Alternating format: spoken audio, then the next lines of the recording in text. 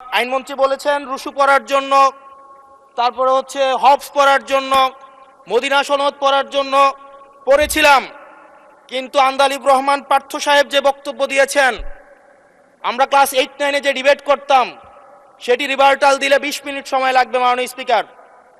আমি ওনার বক্তব্যের রিভার্টাল দিচ্ছি।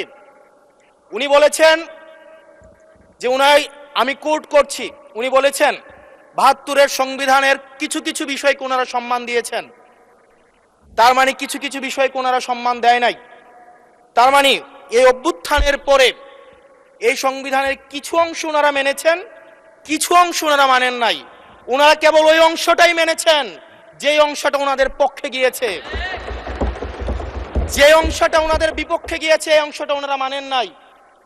মাননীয় স্পিকার, এই ধরনের প্রকৃতি সম্পন্ন যারা আছে বাংলাদেশের পার্লামেন্ট যারা দেখছেন তারা সিদ্ধান্ত নেবেন। যারা কখনো কখনো কনফরমিস্ট, যারা কখনো কখনো রিফর্মিস্ট, তারা মূলত হচ্ছে অপরচুনিস্ট।